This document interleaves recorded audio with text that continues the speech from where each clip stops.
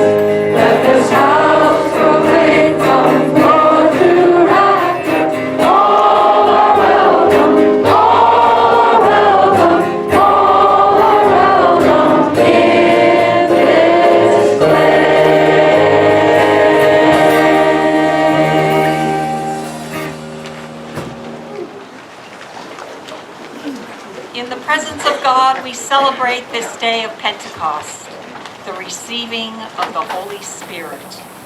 And we welcome you to Kittamaqundi Community Church's Jubilee Festival. Today we are called to remember our origins. From the beginning of time, creation, born of matter and stardust, was energized by a creating source. In the beginning, God created the heavens and the earth. As the Spirit of God hovered over the face of the water, the unfolding of the creation of our home, this earth, vigorously proceeded. Established was the cycle of intense activity, followed by periods of rest. Today, we too are called from long stretches of labor into holy Sabbath. What began as 7 years has become 7 times 7 years of life. 50 years as a remnant people in a new city of promise. We pause now to take in the breath of creation, promise, and vision. This Pentecost Sunday, we continue our spirit-filled biblical jubilee that has shaped our spiritual practices in Lent and Easter. We open our hearts to the forgiveness of debts, the liberation of all peoples, and the rededication of land that grounds us in this particular time and place as Kittamaqundi Community Church. From this holy ground, we will be gathered together all at once and then scattered into the Spirit's new creation. So come, sojourners, seekers, skeptics, wanderers, friends, from near and far to join us in our rhythm of renewal. You are truly welcome in this place. We are inspired by God's word coming into being on earth, as portrayed by John.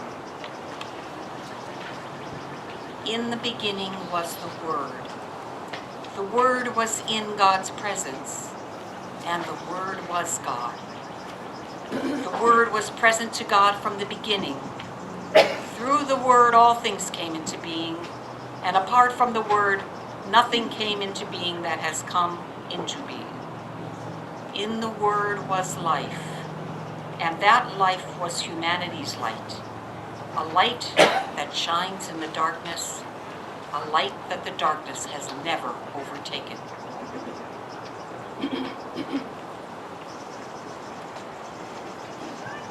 Would you pray with me? Great Spirit, whose voice is heard in the stillness, whose breath gives life to all, we come before you as children, needing strength and wisdom. Grant us to walk in beauty, seeing the uncommon in the common, aware of the great stream of wonder which we and all things move. Give us to see more deeply into the great things of our heritage and the symbol of sublime truth hidden in every leaf and every rock.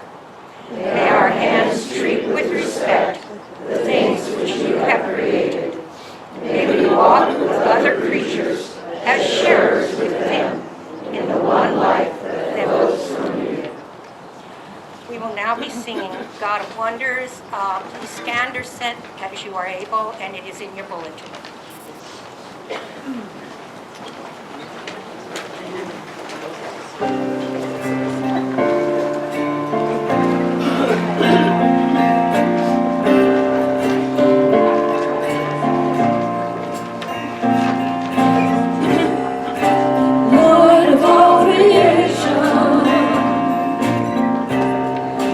Water, earth, and sky.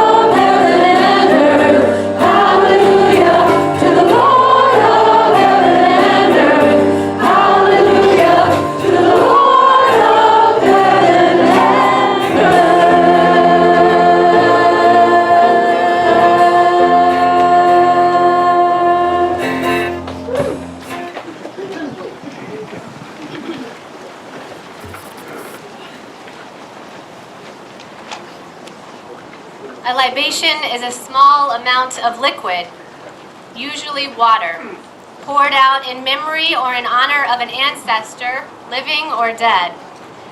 Many cultures recognize that those who have gone before, they recognize them with offerings and outpourings of love and thanksgiving. Today we share libation as a holy act of inclusion, remembrance, and respect. The symbolism of water poured in libation suggests that the ancestors, respected members of community both living and dead, who are physically absent from the assembly are part of us, and that a portion of what we have has come from them and is reserved for them.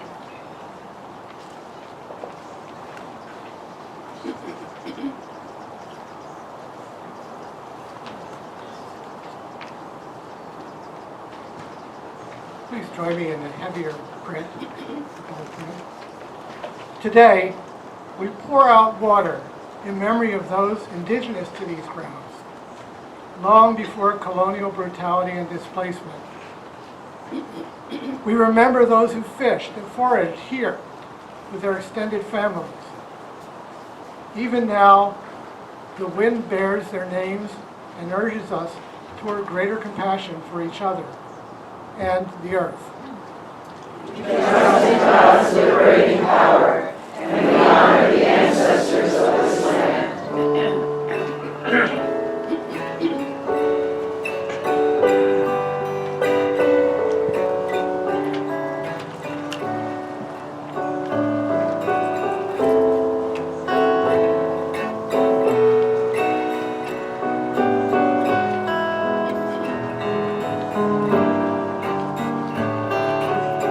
Pour water for those who lived and labored on what was a plantation.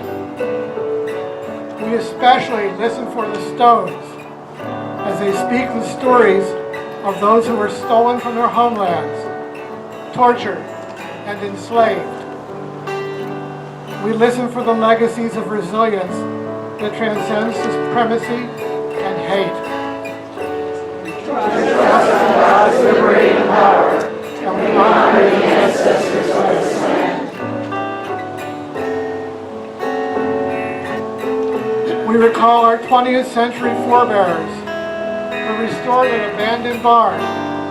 We remember all the friends who have opened the carriage doors to those who are hurting and unheard. We celebrate the garden as it invites all who pass to come and sit among the ancestors. God's liberating power, and we honor the ancestors of this land. We have held these grounds in sacred trust. We rededicate them now as the spiritual home of Kittamaqundi Community Church. May our building and grounds serve as a holy gathering place for our next seasons and serve as a gift for generations to come. Amen.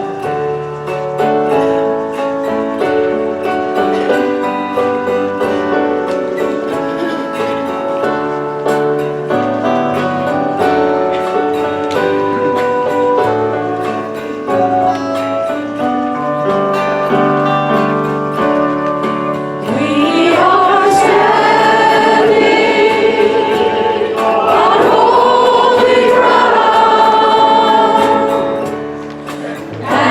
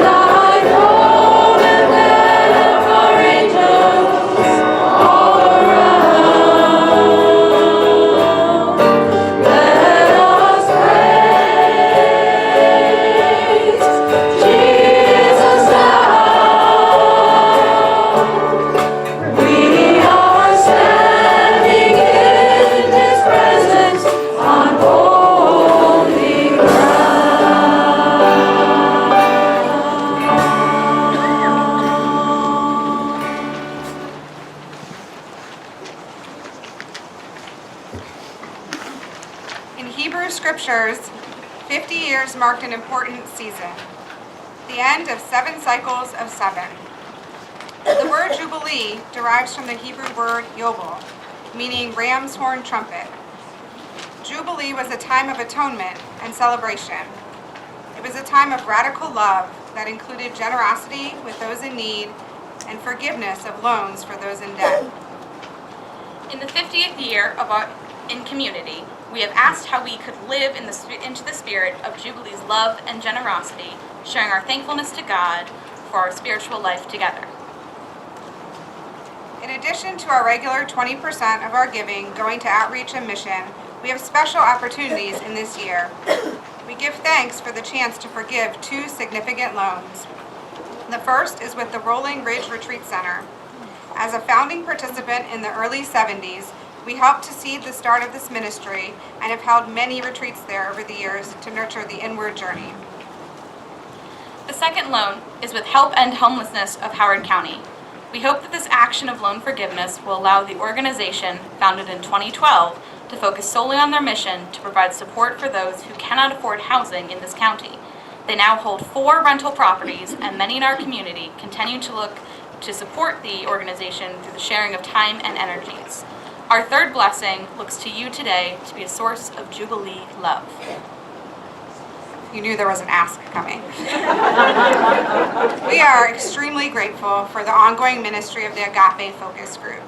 For 19 years, KC has held summer camps attended by the youth of Agape House of Baltimore and our own KC youth. Close relationships have formed through this camp time and through additional events and connections over the years. With the end of the second Saturday music at KC, we no longer have a regular funding stream for Agape.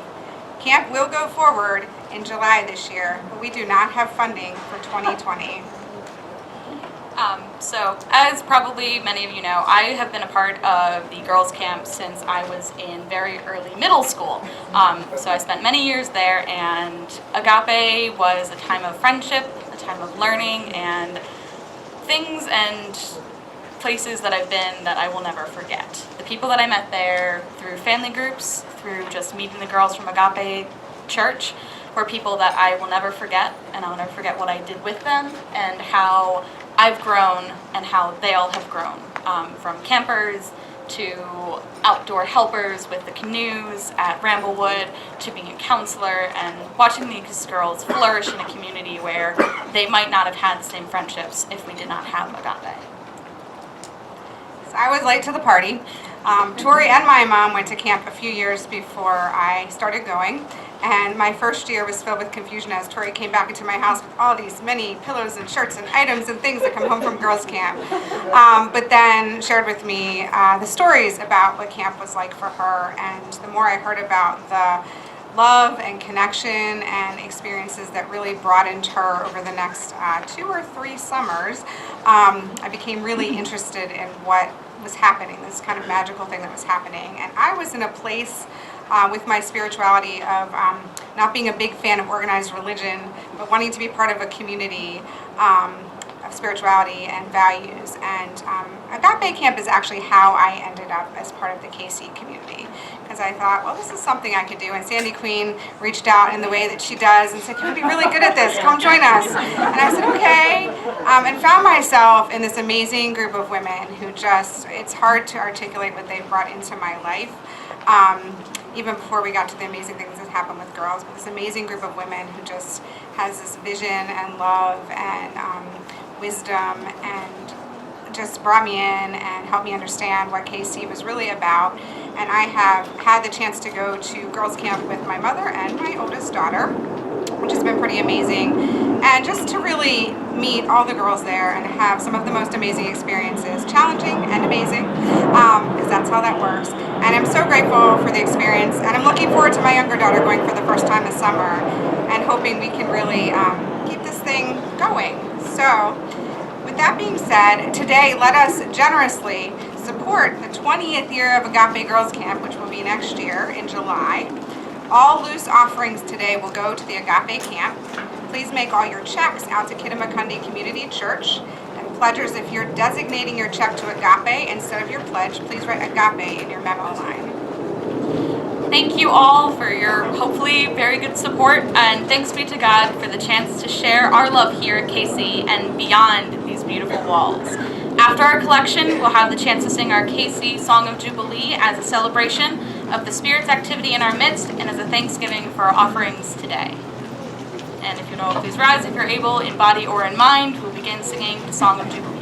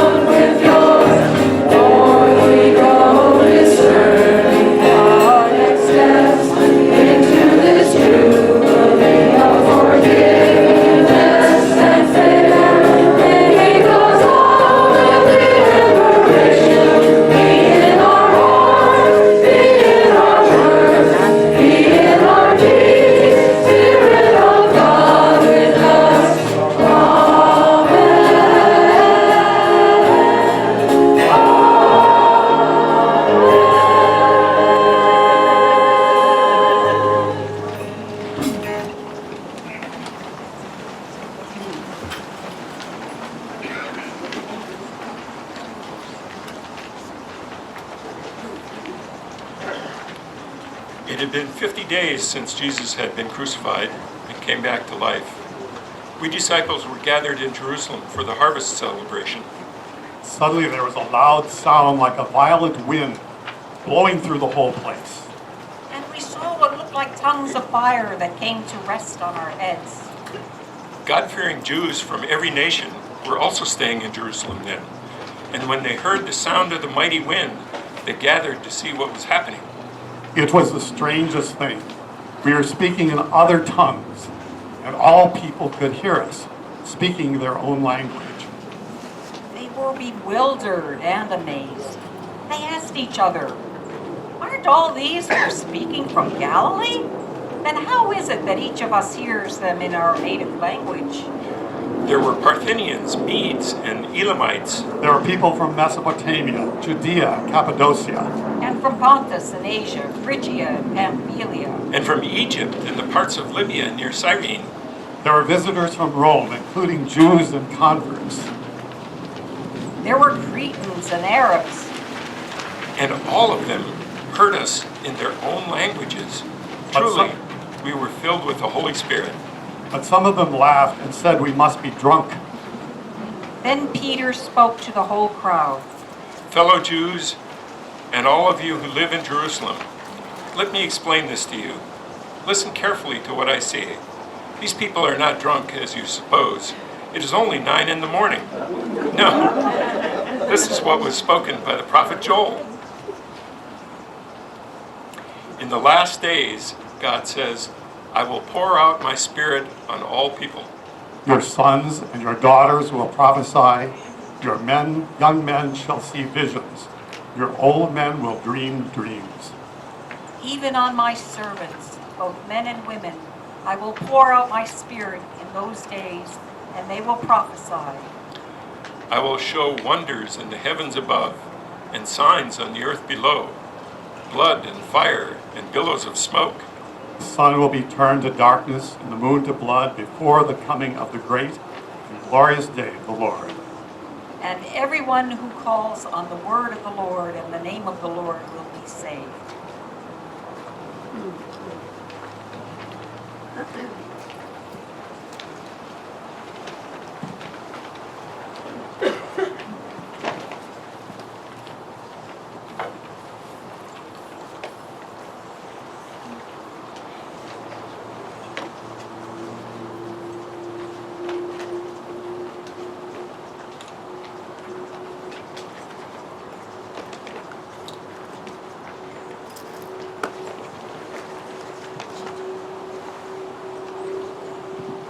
I feel a particular need to pray as that great cloud forms in the sky. Will you pray with me?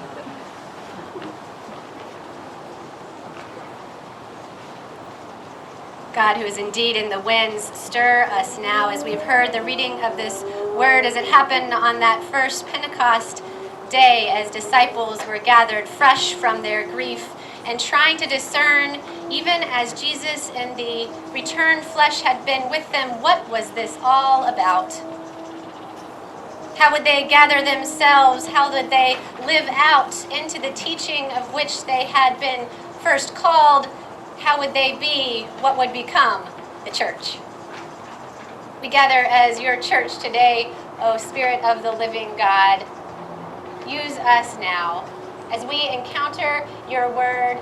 Help us in these moments to both appreciate the love we feel surrounding us in this moment and the spirit of your challenge, which is still alive through this word, through what we call community as church, and through indeed this wind that would shake and invigorate us.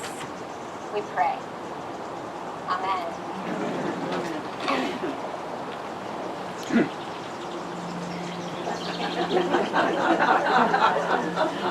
I've only been waiting for this moment for over a year. And here it is, and I get to look out and see your faces and soak them in and feel the confidence that you are stirring in within me as I would yet hope to seek to stir confidence in you. Thank you for radiating it at me. As someone said, aren't you just the luckiest that you get to pastor here? And I said, yes. Let's talk after. For indeed, when we are called to a big moment, it's hard to find the words. And I was drawn to the words of Paulo Coelho, famous author of the book The Alchemist, about a hero whose journey as a shepherd boy, he's looking and he's dreaming and he's dreaming and he knows that there's a treasure out there. But of course, as each good quest requires, there are stages and aspects of his journey that he must go through in order to get on the other side. There's a story by Coelho that's within the context of that book that caught my attention, and it started to stir in me. And God was saying, let it stir in the people. For there was a merchant who sent out her son to seek out a sage who was known to be the wisest in the land. And this son set out on a journey, being dutiful and loving his mother. 40 days the son went through the wilderness until just at that right moment, the grace of God appears, and there on the mountain was the castle where the sage was reported to live. It was beautiful around this mountain. Everything was kept in such great order so that when the son came and knocked, he expected to find an old man in a corner being venerated. But when the doors opened, he was surprised to find that there was all manner of activity happening there. There seemed to be chatting in the corner, and a little orchestra was playing sweet melodies to tempt everybody into that space. And across tables, much like we will have today, there were quite a few delicacies. All the things of that area of the world that you could want that were succulent. And if you were thinking that this young man would then forget what his purpose was, somehow he remembered. But he was surprised, because wasn't wisdom supposed to be old and shrivelly sitting in a corner? But instead, as he tried to get up to the sage, it was hard to get a counsel with the sage because he was so engaged in talking with everybody. He finally made his way up. And as he did, the sage said, "I'm glad that you are here." The young man said, "I've come in pursuit of happiness." For that was the charge his mother had given him. What is the secret to happiness? And the sage says, "I don't have time to explain it at this very moment. But why don't you go? Go into the gardens, go in the surrounding mountain. Enjoy the space as you find it. Go through the rooms of this beautiful castle and see what you can see." And he said, "Okay." The sage said, "I have one favor of you, though, as you go. Can you take this spoon?" And he dropped 2 drops of oil into the spoon and said, "Can you take this with you and not lose any?" The young man thought it was a good trade and said, "Yes, I'll take the spoon." But he was cautious as that oil was sitting there on that spoon. And he started to make his way up the many winding staircases. And he started to hold that spoon so very carefully as those hours would pass until he could go back again to the great sage. And so he made his way back, and he may have been a little bit proud of himself because that oil was still there in the spoon. And the great sage said, "Ah, wonderful! What did you think of my wonderful surroundings and the great artwork? Did you see the garden where Elaine Bruder has been working with her team? 10 years?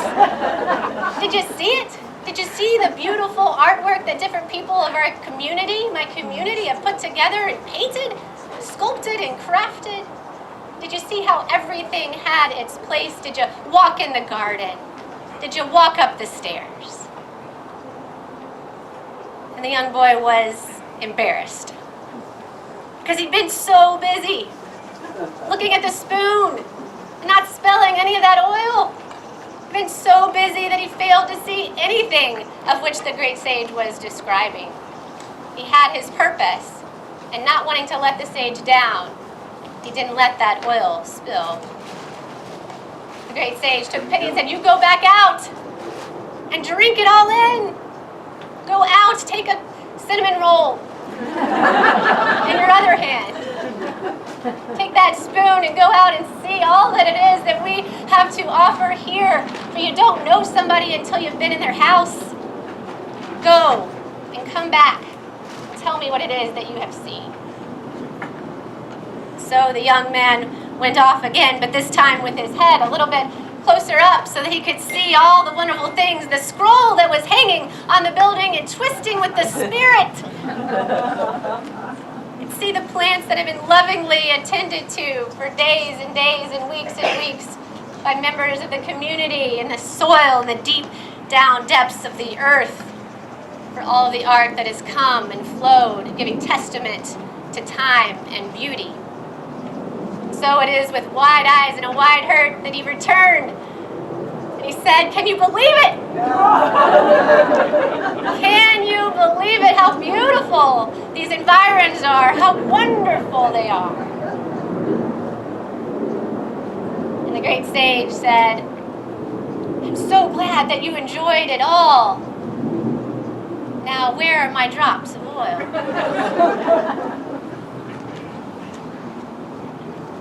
The young man looked down, and again with some embarrassment, there was no more oil.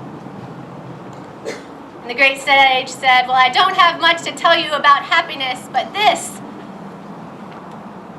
Happiness exists in keeping your eyes open to the wonders of this world.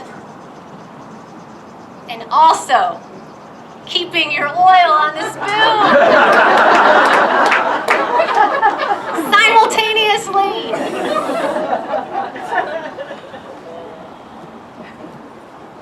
At this Jubilee, we have yet a lot to learn out of a legacy of happiness at our castle, our own barn, our hill, our sacred garden. You can enter in today, as we said, and see all the fruits of these labors of years and years, photographs that depict that 1975 commissioning of this space. You can see where it is that there have been memories. Tears have perhaps flown in different spaces, joys and peals of laughter. Perhaps you have, in one way or another, in one year or another, experienced Pentecost for yourself in a deep, abiding, soul-stirring kind of way. Get it out. Sometimes we have it hesitatingly coming forth from us. And we come to all of this because we know that it is part of a larger journey when we stop over here, even if it's every week. For some of you, it's been years since you've been here. For some, you carry this home in your heart wherever it is that you go. We know that we're on this long journey. And as Quello commented on his story that he had learned in Spain, the story of the 2 drops of oil, he said, this is an excellent example for all of us who are searching for some balance between discipline and compassion. We hear the advice of the wise men, be a part of what is around us. And what we as a legacy through Church of the Savior and in our own right in these last years seek to hold on to a quiet center, hold on to it, and yet also at the very same time look up and engage in the world, holding fast to the gift of love that we have been entrusted.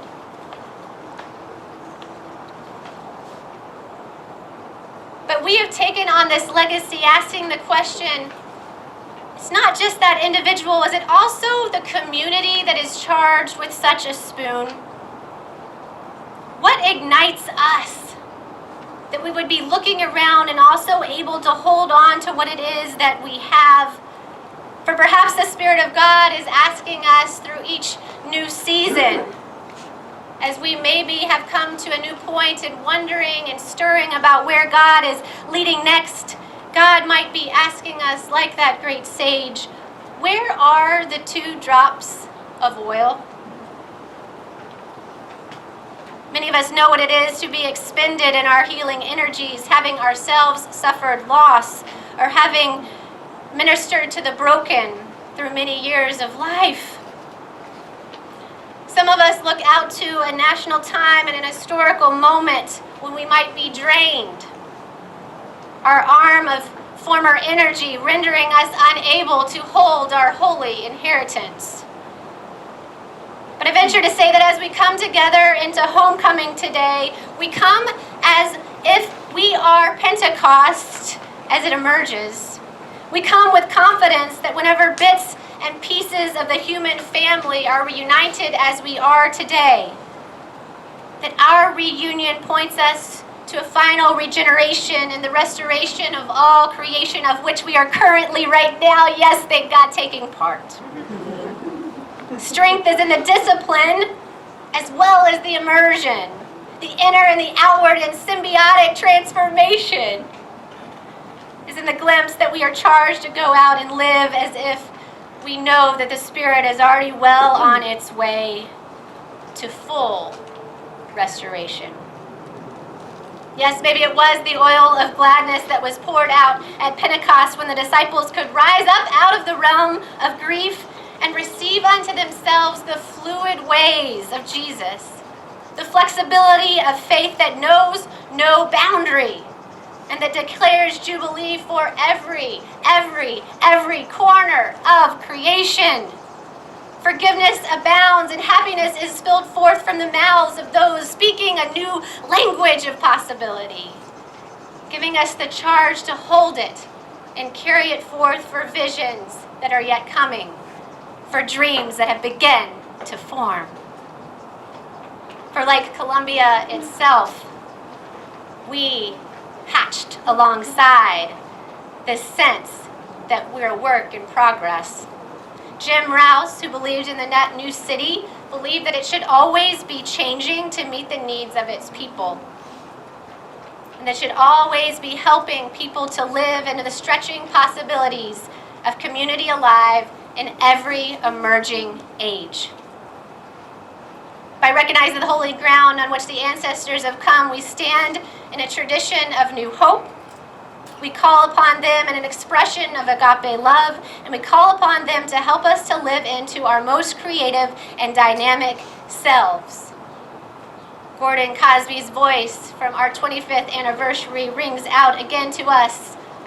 How will you enter your new history? With 2 drops of oil. I added the last one. Today, friends, we will receive our 2 drops individually, but let them symbolize the greater 2 drops that we take on as community. For the oil as it exists, we can see how easily it spills forth. This is part of the complex reality that we hold. The oil is both precious and in abundance at the same time. Isn't that the symbiotic relationship of the inward and outward journey? If we're connected into it and holding what it is that we can in a steady way, that naturally we are available to whatever is around us. And so today we take 2 drops of oil.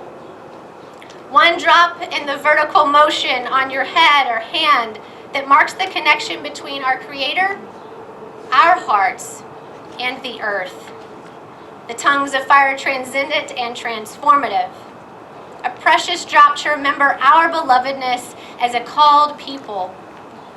To remember the disciplines that have grounded us and launch us into new paths of forgiveness and love. We will then receive the 2nd drop in the horizontal line that opens you, that opens us to what we will yet encounter on the journey. That is the drop that you house in your spoon, so that when you are traveling and seeing what it is that God has offered in this great big world, or maybe just on this great big block, when you come across the broken down traveler on the Jericho road, you have your spoon ready. You have it steady so that there is a need of touch of oil out there to meet a wound of the one who needs it. So that you approach an inn, having tended the wounds, and you pay down your good money so that she has a place to rest. You're like Teresa yesterday when a woman who was in a great deal of need came to our barn right after Teresa had expended every last drop of energy that she had. The woman said, "I'm thirsty." The woman said, "I need a ride to the mall." Teresa later texted and said, "I had nothing left." But I think even though she and the Jubilee team were constructing and putting chairs out, that somehow she did a balancing act, and she must have had her spoon in place. Because she knew her belovedness and was able, when she saw the face of someone who needed to know their belovedness, she brought out that spoon, it seems. And that oil of restoration was available. Yes, that 2nd drop is for the Elamite and the Parthenian, the Cretan, the Greek, the immigrant, the stranger, the prisoner, the future friend. To touch the 2nd drop of the oil is to speak to the world the language of engagement. Not cloistered away in the castle, but ever going out, restoring, receiving, and believing that we have an imprint that breathes into creation. What does it mean to speak the language of tired parents? What does it mean to speak spiritually in such a way that siblings of the LGBTQIA community feel the love and affirmation of acceptance? What does it mean to welcome the former prisoner transitioning from incarceration? What does it mean to upturn the language and systems of white supremacy? We look around now, and we know that both drops of oil are needed. If we can feel and know the love of God, of ourselves, our energy, like that of Pentecost, we will be the holy touch of happiness that the world keeps in search of.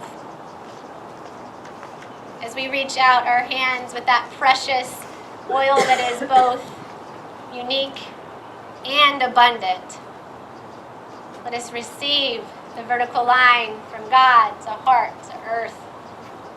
Let us receive that horizontal line that connects us with one another, meets the needs of our world, and sends us out fully as one unto God.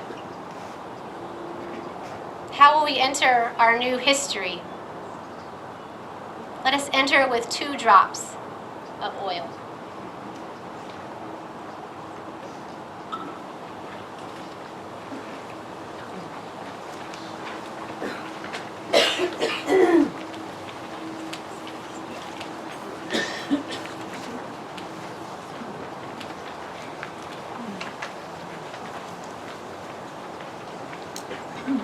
There is so much to celebrate.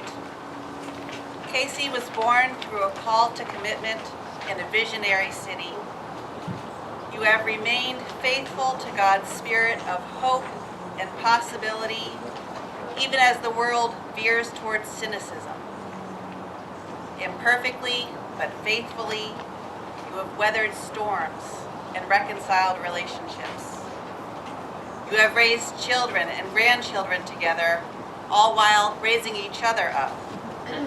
You have tended to the tears of heartbreak and nursed each other back to life with peals of laughter. You keep coming back, renewing your vows and reaffirming the love that sustains you. You continue to deepen into the promise of the one who keeps promises and makes all things new. Whenever the Holy Spirit descends, church is never the same. Locked doors open, courage replaces fear, forgiveness abounds, peace passes all understanding. And Casey, you know the Spirit well, in the coming and going of worship, and the rhythms of prayer, in the way you share the fruits of your labor. The Spirit meets you on the inward journey and empowers you outwardly to serve alongside your struggling neighbors. How many times you've entered the carriage doors or knelt in the grass by Libby over there, ready then to return to meet the world's deepest needs. Thank you for restoring faith in humanity. Thank you for sending me and so many others gathered here into our next adventures with love and courage. The Spirit is still descending. Let us sound the shofar. Let us forgive every debt and be renewed. Our heritage invites us ever deeper into Christ's call. Through self-examination and reconciliation, we respond to the waiting grace of God. At our 25th anniversary celebration, Gordon Cosby challenged us, how will you enter a new history? This challenge echoes today. God then beckons, see, I am doing a new thing. Now it springs up, do you not perceive it? Go where I send you. Prophesy, see visions, dream bold dreams. Feed the hungry, clothe the naked, visit those in prison, tend the sick. Love the earth. No, really, love the earth. Confront hatred, Pursue justice.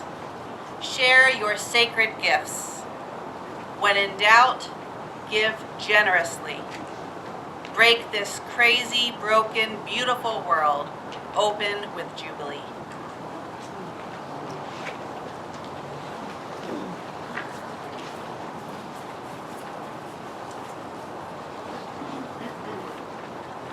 We're going to take some moments here in prayer.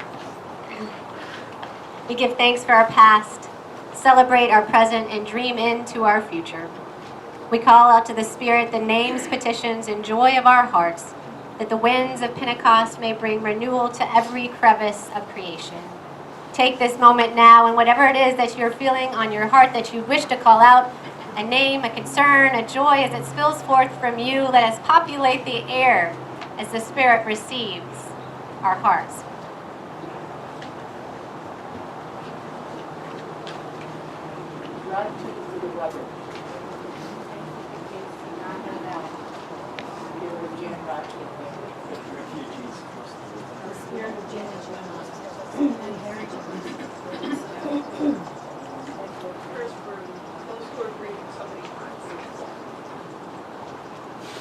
Lord God, those above, please take care of my mother and bless my father for the hero of World War II. Gratitude for the hands and hearts that made this day come to you. A safe and happy trip to Madagascar. Thank you for Bob Ames.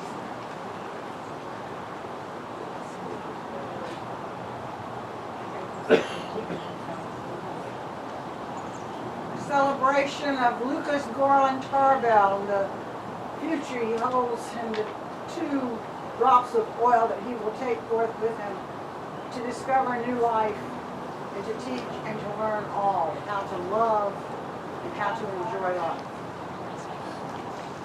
Please welcome those who are here who cannot be seen.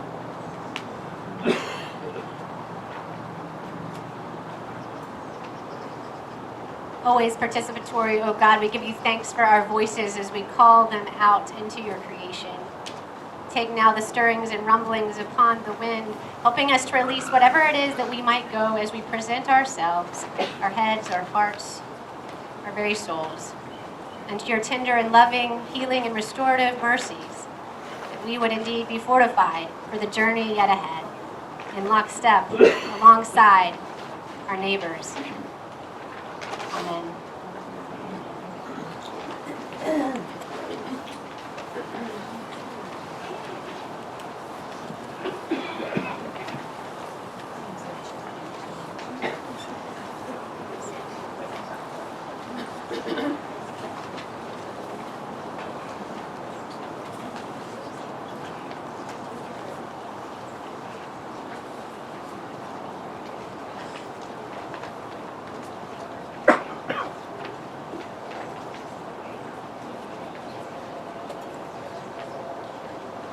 Creator God, oil has been a saving source of strength over the ages.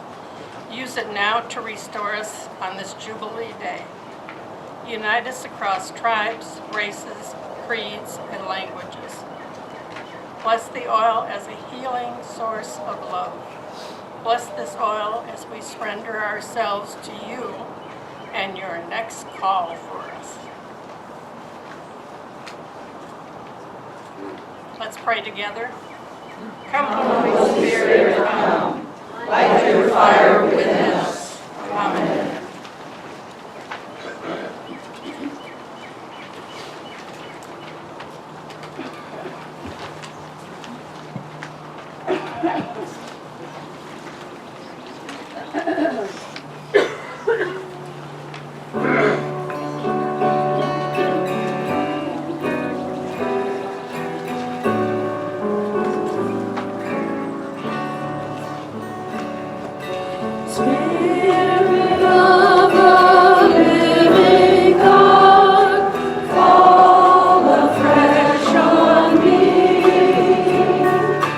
Spirit of the living God.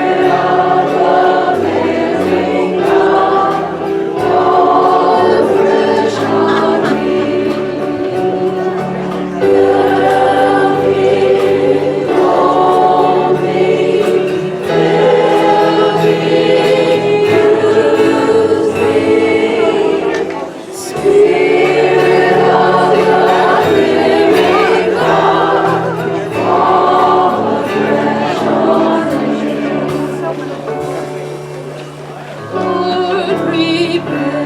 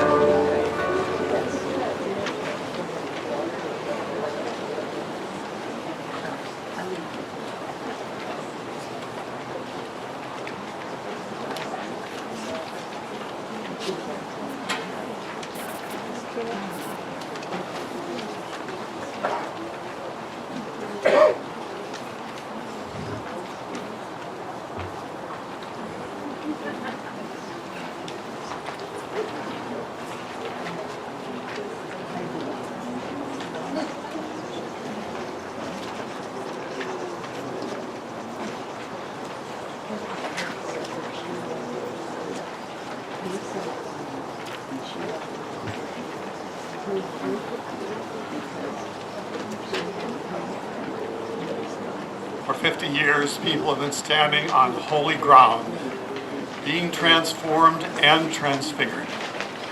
We are God's holy ground, anointed with forgiving truth and empowering love. Let us journey onward to our destinies unknown, to our new promised lands. The Spirit continues to descend, my friends. We welcome the voices of our broader community to celebrate with us this day. We welcome the chance to break bread together at the table, to dance and to play, to square dance on the parking lot, to celebrate what it means to live agape love. Wherever we go with the confidence that we are God's holy church and on holy ground. May God's love and liberation be in our hearts, be in our words, be in our deeds. Spirit of God, we are shiny for you. Amen.